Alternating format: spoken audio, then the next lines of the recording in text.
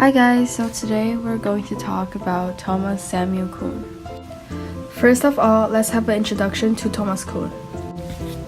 Thomas Kuhn is one of the most influential philosophers of science of the 20th century. His book, The Structure of Scientific Revolutions, is one of the most cited academic books of all time. Kuhn's contribution to the philosophy of science marked not only a break with several key doctrines, but also started a new style of philosophy of science that brought it closer to the history of science. In his book, The Structure of Scientific Revolutions, Kuhn paints a picture of the development of science unlike anyone has done before. According to Kuhn, the development of a science is not uniform but has alternating normal and revolutionary phases. Kuhn describes normal science as puzzle solving. Because his puzzles and their solutions are familiar and relatively straightforward, normal science can expect to accumulate a growing stock of puzzle solutions. Revolutionary science, however, is not cumulative in that. According to Kuhn, scientific revolutions involve a revision to existing scientific belief or practice.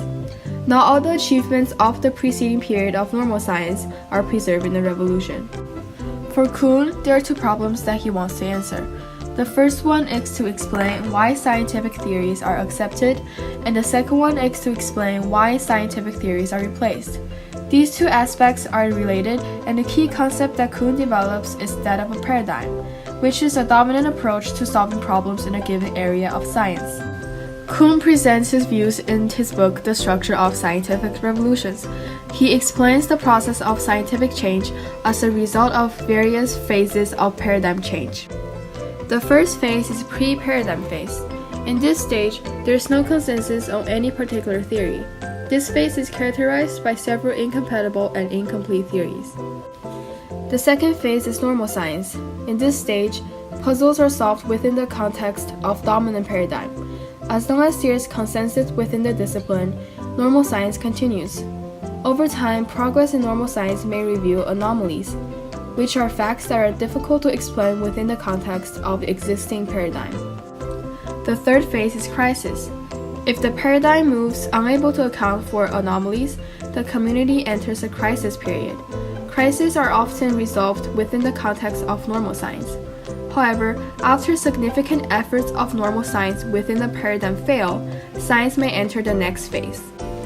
The next phase is scientific revolution, or paradigm shift. In this phase, the underlying assumptions of the field are re-examined and a new paradigm is established. The last phase is post-revolution. In this stage, the new diagram's dominance is established, so scientists return to normal science and solve puzzles within the new diagram. In conclusion, today we had an introduction to Thomas Kuhn. We talked about his significance and his contribution to the philosophy of science. And lastly, we talk about his phases of science.